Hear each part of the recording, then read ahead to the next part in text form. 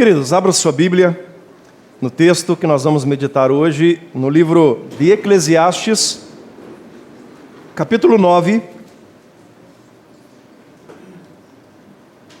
versículo 12, será o versículo base para a nossa mensagem. Eclesiastes, capítulo 9, versículo 12.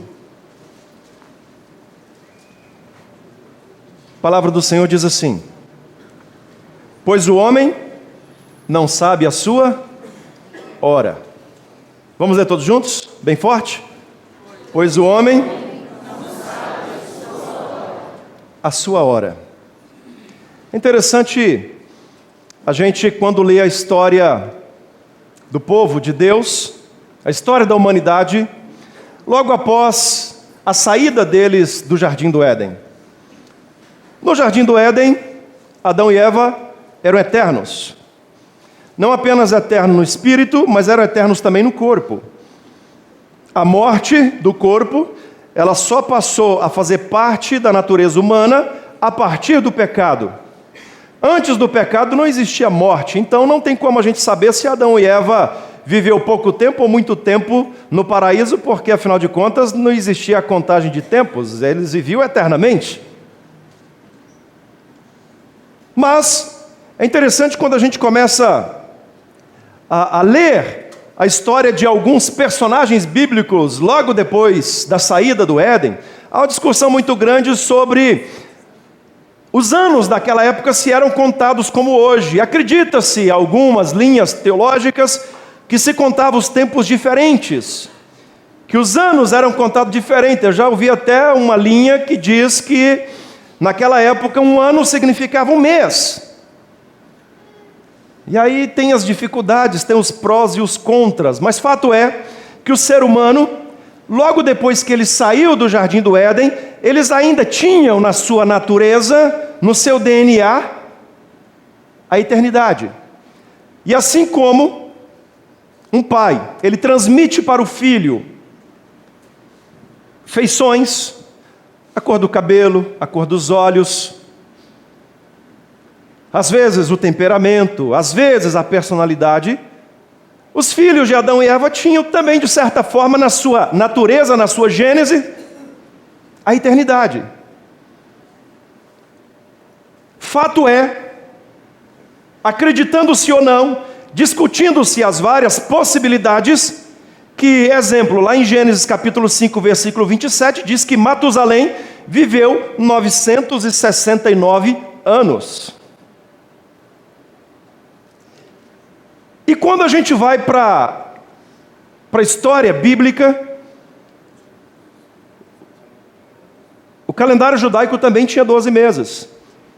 E desses 12 meses, alguns deles com diferença de 1 ou 2 dias do nosso, 28, 30, 31 dias. E eu estava conversando com o Plano B ontem, falando sobre isso, e disse: olha, mas desde que Deus criou o universo, a Terra tem uma velocidade na sua rotação e na sua traslação. Qualquer alteração nessa velocidade seria o caos da natureza. Então, desde que Deus criou, em Gênesis capítulo 2, o universo, o dia tem 24 horas. Divididos em alguns extremos, em 12 horas de noite, 12 horas de dia. Alguns extremos, como nos polos, às vezes 1 hora de dia e 23 horas de noite, ou determinado tempo, 23 horas de noite e 1 hora de dia. Também uma outra passagem diz lá em Gênesis capítulo 5, versículo 15, que Adão teria vivido 930 anos. Eu fico pensando assim, rapaz, a gente vive 80 anos, já tem tanto problema, imagina viver 900 anos. Já pensou? Quem aqui é casado há 20 anos? Levanta a mão. 20 anos. Já pensou você viver mais 700 anos com a sua sogra?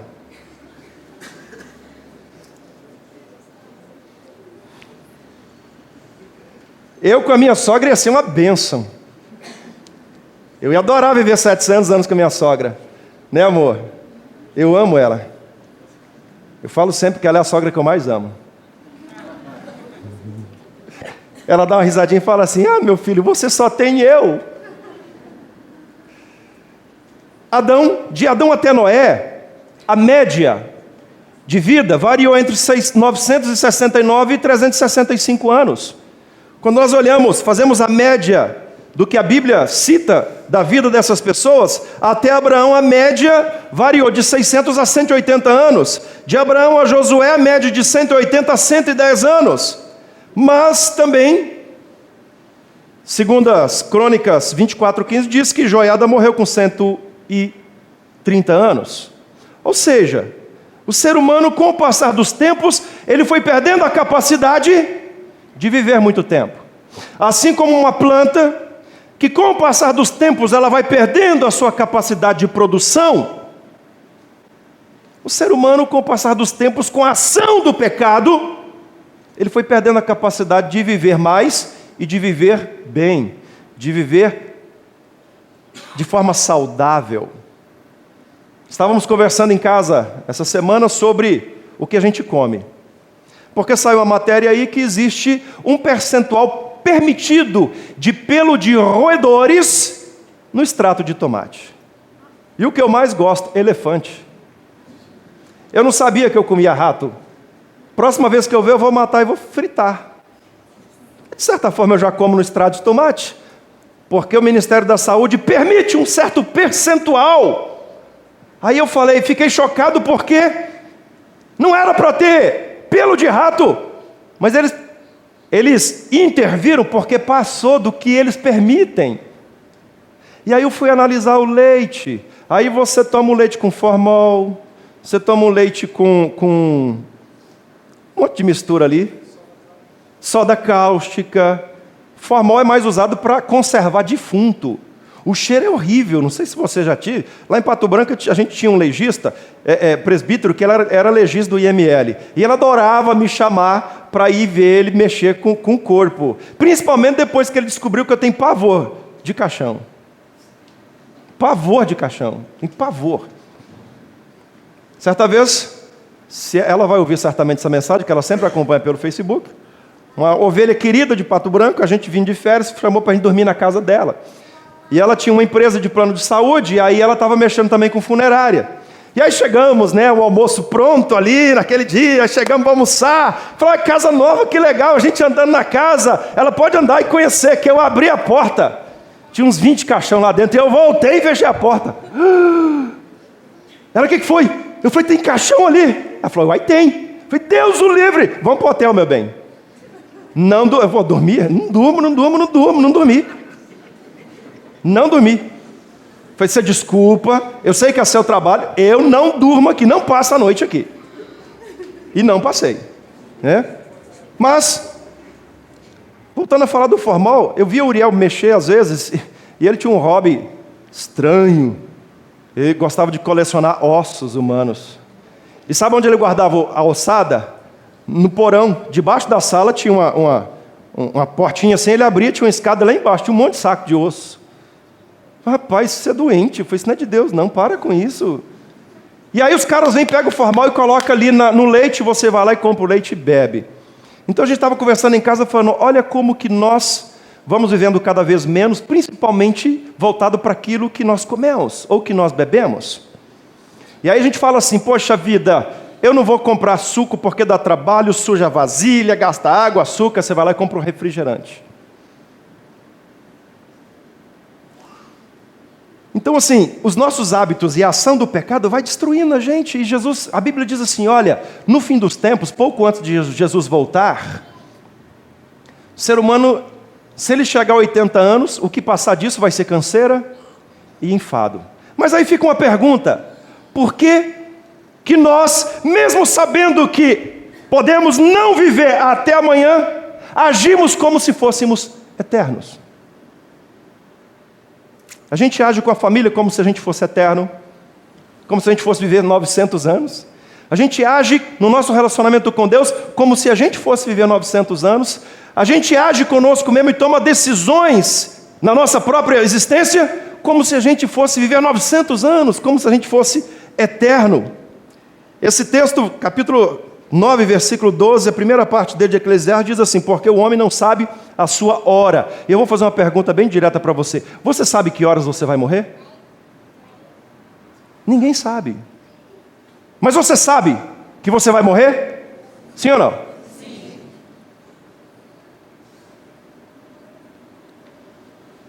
O que você faria se você soubesse que hoje seria o seu último dia de vida? O que você faria se você soubesse que você vai chegar em casa daqui a pouco, preparar a sua cama, deitar e não vai acordar mais? O que você faria? Pensa um pouquinho.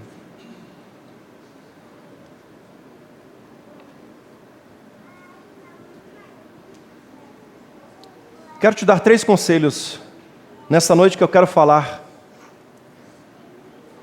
como se fosse a última vez. Repita comigo, como se fosse a última vez.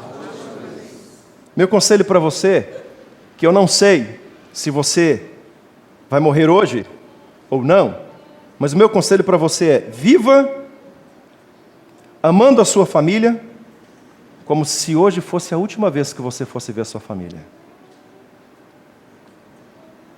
Ame a sua família como se fosse a última vez. Jó capítulo 1, versículo 13. E o versículo 19. Sucedeu um dia em que os filhos de Jó, seus filhos e suas filhas, comiam e bebiam vinho na casa do irmão primogênito. Versículo 19. E eis que se levantou um grande vento do lado do deserto e deu nos 4 cantos da casa, a qual caiu sobre eles e morreram. E o servo diz: só eu escapei e vim trazer-te as novas. Queridos, a sua família, ela não é eterna. Sabia disso? Sim ou não? Sim. Por que você age com a sua família como se ela fosse eterna?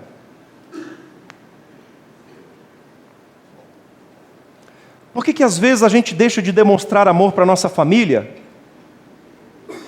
esperando que o tempo passe e que um dia a gente possa dizer para a família que ama? Ou quem sabe esperando fechar um negócio aqui para depois a gente chegar em casa e falar que ama? Talvez você não vai ter esse tempo. Talvez no meio do caminho Deus vai dizer assim: olha, você não sabe o seu tempo. Você acha que vai chegar em casa, abraçar o seu filho, dar um beijo na sua mulher e dizer que ama, mas aqui no meio você vai ser encontrado pela morte. Pare a sua correria e comece a pensar que no momento que você menos esperar, Deus leva você ou Deus leva a sua família. Deus leva o seu filho, Deus leva a sua esposa. A gente pensa assim: poxa vida, pastor, eu tenho 3 filhos, e os meus filhos são uma bênção, os meus filhos são saudáveis, não vão morrer, eu posso trabalhar agora demais, eu posso investir muito meu tempo no trabalho, porque lá na frente, aí eu vou dedicar minha vida ao meu filho. Talvez você não tenha tempo. Eu já cheguei a fazer velório de crianças de 25 dias de nascido. E uma cena que me chocou muito, muito. Um pai com um bebezinho de 25 dias. E ele, antes de fechar o caixão, ele pegou o filho, colocou o filho aqui. E ele balançava o filho. E aí o braço do neném caía, ele pegava o braço do neném, colocava no ombro dele e continuava balançando. E aquilo durou 5 minutos, 10 minutos, não sei. E o pai chorando. E o braço do neném caía, ele pegava o bracinho do neném, jogava em cima de novo, e segurava e balançava. Às vezes, queridos, nós perdemos o tempo de dizer que os membros da nossa família são importantes para nós. Porque a gente vive com a nossa família como se ela fosse eterna. Dinheiro, o trabalho, o sucesso, tudo isso é importante. Mas o dia que você perder um membro da sua família, você vai chegar à triste conclusão de que tudo que você tem não vale absolutamente nada. Absolutamente nada. Porque tudo que você construiu na ausência da sua vida com a sua família, não vai trazer ele de volta. Não vai trazer seu filho de volta. não vai trazer sua esposa de volta, não vai trazer seu marido de volta, não vai trazer seu pai de volta. Eu já recomendei uma vez aqui, vou recomendar de novo. Se você não assistiu, assista com a sua família um filme chamado Clique. Clique, assista esse filme. Se você não chorar nesse filme, você é muito insensível. Que eu que não sou de chorar, chorei demais da conta. Conta a história de um homem que ele queria muito sucesso profissional, financeiro, ele queria subir na vida. E aí o diabo chegou e ofereceu para ele um controle remoto. Ele falou, o que é isso? Ele falou, um controle remoto. A hora que você chegar em casa, trazendo um monte de serviço do escritório que seus filhos vierem, você dá um pause. Os filhos vão ficar em pause. Você faz tudo que você tem que fazer tranquilo. Aí ele chega em casa, a mulher começa, vem reclamando, você chegou atrasado, ele pause. Ele gostou demais daquilo. Só que, não vou contar tudo para você assistir. Só que quando ele chegou, já está dando bronca em mim aqui. Só que quando ele percebe que o diabo, olha esse filme, gente, não é filme cristão não, que o diabo deu uma ferramenta para ele largar a família dele e investir no sucesso, na carreira, na profissão, no financeiro, na prosperidade. Quando ele despertou, o pai dele já tinha morrido, a filha já estava casando, o filho já tinha formado e ele já estava velho. Aí o diabo vem e fala assim, me dá o controle, porque agora você vai morrer. Assista o filme com a sua família, não assista sozinho não. Queridos, o dinheiro, o trabalho, tudo isso é importante. Mas não vale a pena você sacrificar a sua família. Aprenda isso, queridos. Nós somos uma geração que o diabo tem dado um controle remoto para a gente anular a nossa vida familiar em função do dinheiro, do sucesso do trabalho. O diabo tem destruído a vida das pessoas. Você sem sua família é um nada. Pensa em você sem seus filhos. Pensa, Leandro, sua filha estava com problema na saúde lá, e você viajando, pensa, se a sua filha não tivesse voltado, o que seria da sua vida? Só de imaginar dá uma dor, é uma coisa terrível.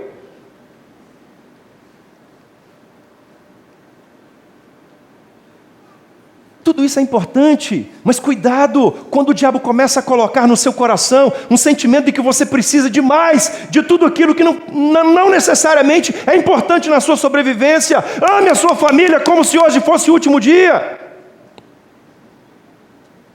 Porque talvez seja, eu não sei, você não sabe, só Deus sabe.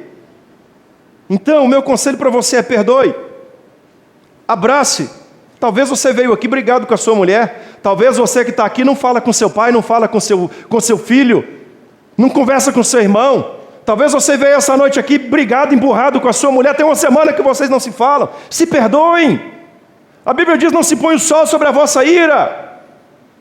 Abrace. Sabe aquele abraço de você abraçar e segurar.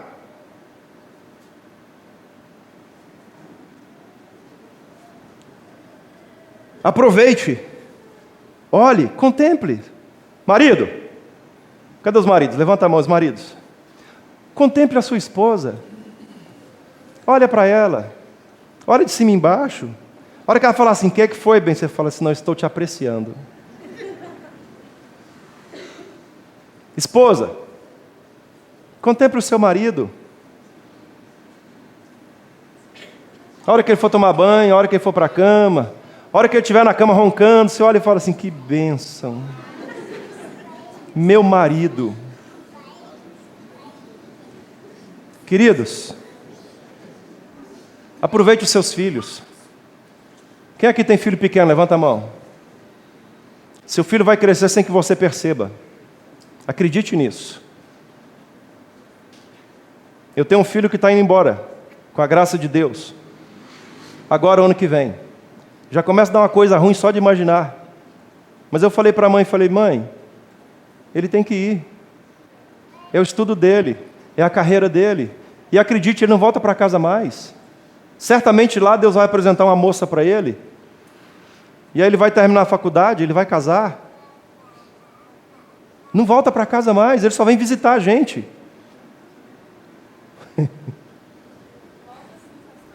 O quarto dele vai ficar ali, a cama dele vai ficar ali. Amém. Mas no caso da profissão que o meu escolheu, o chapadão é ruim para ele. Ele quer fazer mecatrônica. O que vai fazer chapadão com mecatrônica? Eu estou louco que ele faça agronomia aqui, mas ele não quer. Eu quero que ele siga o coração dele. E vou apoiar. Queridos, aproveite os seus filhos. Eu já falei aqui esses dias minha experiência com a Miriam. Pega o seu filho enquanto você tem força, enquanto ele é pequeno no colo, porque depois vai crescer, você não vai dar conta mais. O texto que eu li de Jó marcou muito a minha vida, quando os 7 filhos e as 3 filhas de Jó estavam comendo churrasco e bebendo vinho. Mas Jó não estava com eles. E Jó ouviu o filho falar assim: pai, nós vamos reunir lá em casa, a gente vai fazer um churrasquinho, o senhor pode vir? Vem com a mãe, comer um churrasco, beber um vinho. Talvez Jó tenha falado assim: ah, filho, eu estou cheio de trabalho. Ah, filho, papai tem um monte de coisa para resolver agora. Não, vão vocês lá igual vocês estão acostumados a fazer. E no tempo que Jó não imaginava, o funcionário chega e fala: olha, deu um temporal, caiu a casa, morreram todos os seus filhos. Todos os seus filhos. Então, meu conselho para você é: ame a sua família como se fosse a última vez. Diga para sua esposa, marido, fala assim: meu bem, eu te amo. Dá um beijo nela. Eu estou falando para o homem falar para a mulher, tem a mulher falando para o homem, pelo amor de Deus. Você que é marido, vira para sua mulher, fala: eu te amo, meu bem. Vocês estão com vergonha? Você não tem costume de falar isso, não? Vou ensinar para vocês, vem cá, meu bem.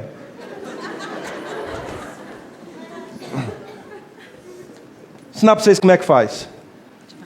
Eu te amo, meu bem. Essa é a coisa mais linda que Deus me deu. Preciosa demais. A mulher mais linda do mundo. Vocês viram? Você está vermelho? Não está, não. Aí dá um beijo nela, é assim, ó. Olha que trem fácil de fazer. Agora fala para a mulher, homem. A sua mulher fala: eu te amo, meu bem.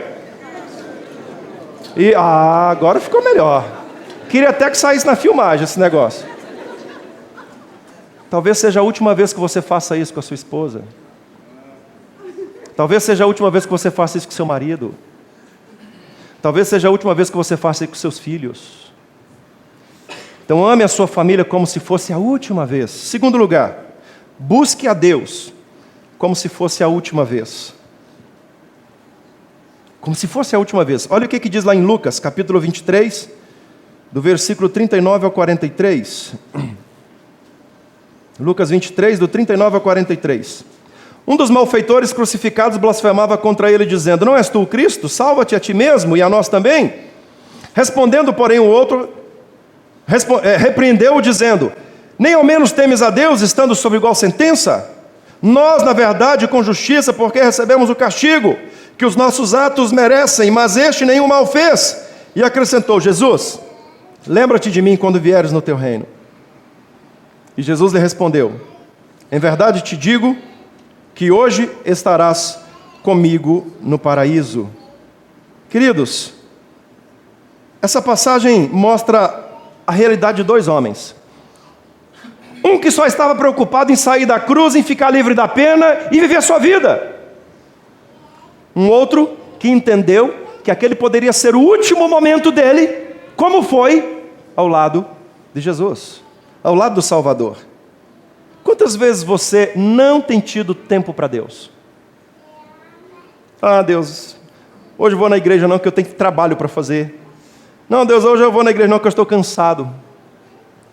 Não, Deus, hoje eu não posso orar agora não, porque eu cheguei no escritório, estou atolado de coisas. Eu estou falando isso porque eu vivo isso. A minha devocional é aqui no meu escritório quando eu chego de manhã. Querido, segunda e terça-feira, pensa no atropelo que é. Chegar de manhã, eu tenho mensagem para editar, eu tenho 1 milhão de coisas para fazer, e às vezes tem aconselhamento, e aí tem visita, e tem mensagem para a rádio.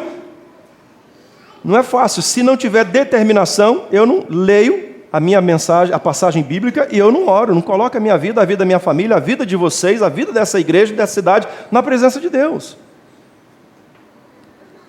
Agora, quantas vezes a gente tem falado não para Deus? É engraçado como o mundo nos fascina muito mais do que a eternidade. O mundo que nós vivemos nos impressiona muito mais do que a eternidade. O diabo tem colocado em nós uma miopia espiritual que tem nos impedido de enxergar o plano, o propósito eterno de Deus para nós.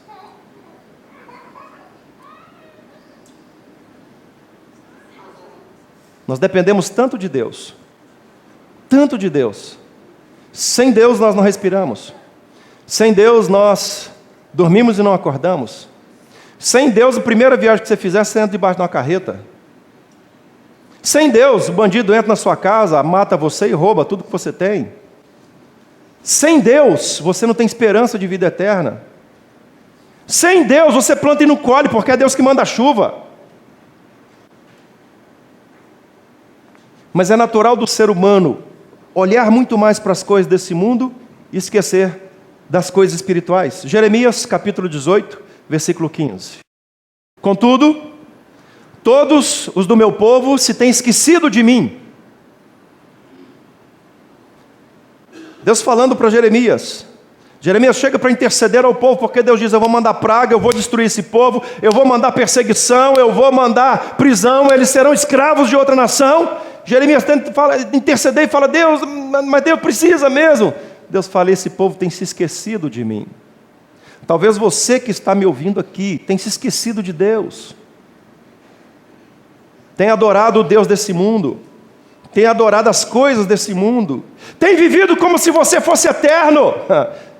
E se esquecido de que talvez amanhã, de manhã ou essa madrugada, Deus te chame para a eternidade. Eu tenho uma experiência fantástica com meu avô, Evandro. Morava numa fazenda no extremo leste de Minas, divisa com o Espírito Santo, município de patrimônio de Ariranha, município de Mantena.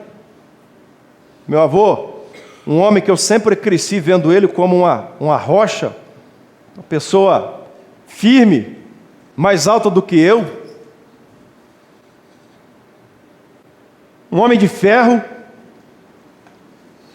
E meu avô plantava café e tinha uns gadinhos lá só para ele passar o tempo.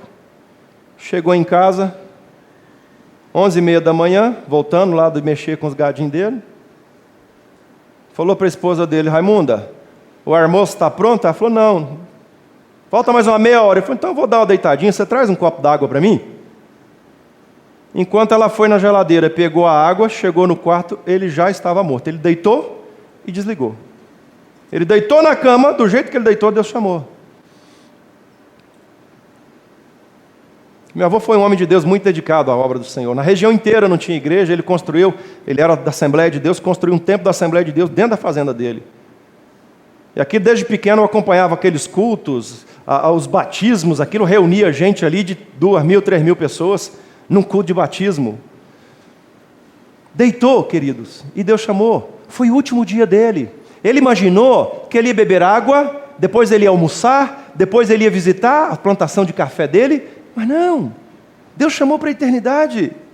Aquele homem na cruz, ele teve uma última chance com Jesus, e essa chance ele disse, Senhor, lembra-te de mim.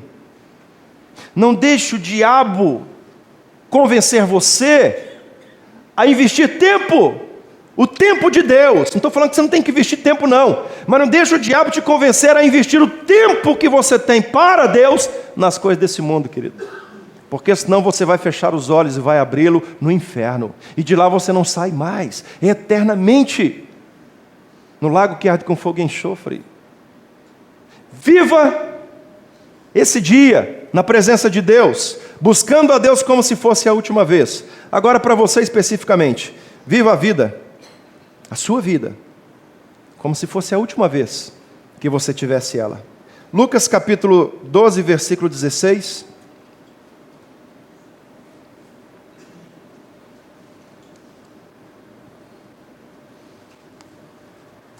E lhes proferiu ainda uma parábola dizendo: o campo de um homem produziu com abundância.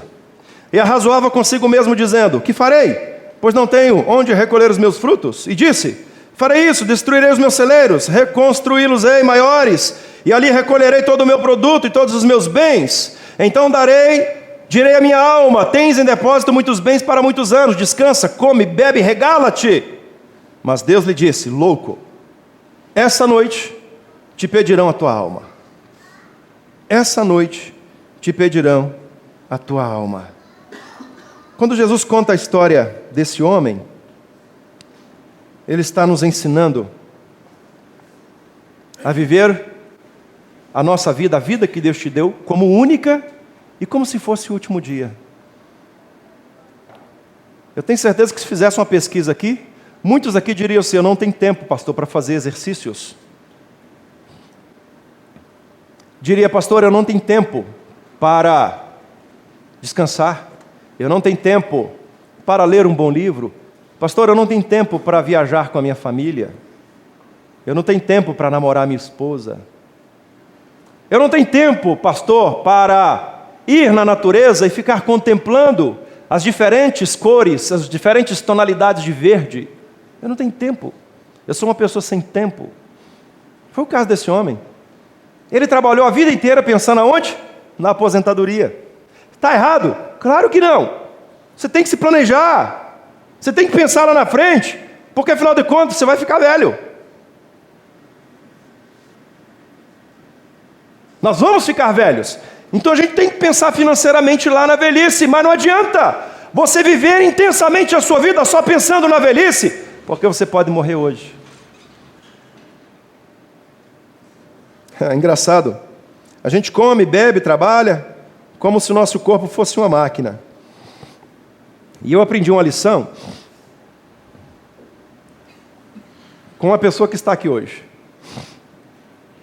Ele me deu uma garrafa de vinho, muito bom, um vinho muito caro. Falei: muito obrigado. Falei: olha, eu vou guardar, e eu vou tomar assim, numa ocasião muito especial. Ele falou assim: não, pastor, toma hoje, com a sua mulher, só não sabe o dia de amanhã.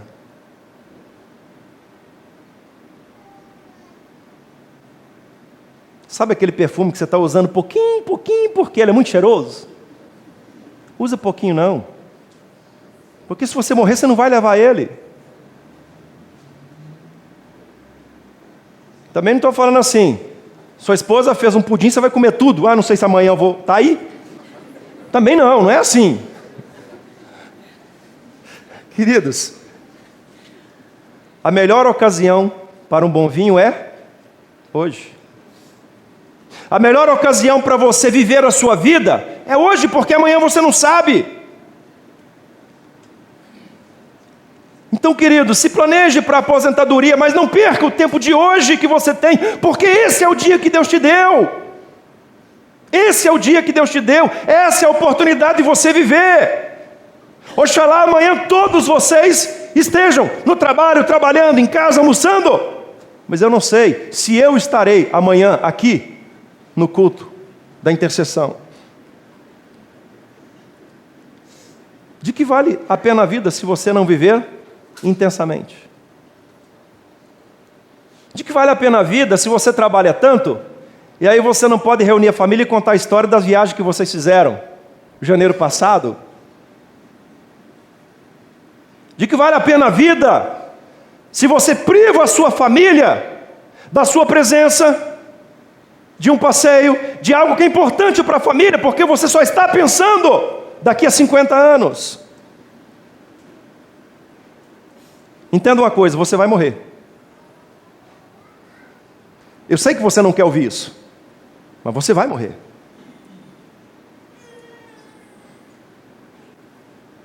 Só não sabe quando. E se você morrer essa noite, o que vai ficar inacabado na sua vida? O que vai ficar inacabado na sua história? É só você que pode responder isso. Só você pode dizer. Esse homem, que Jesus nos conta a história dele, se preparou para a aposentadoria. Deus falou: você não vai aproveitar um grão de tudo que você guardou, porque você vai morrer hoje. Então vive intensamente a sua vida.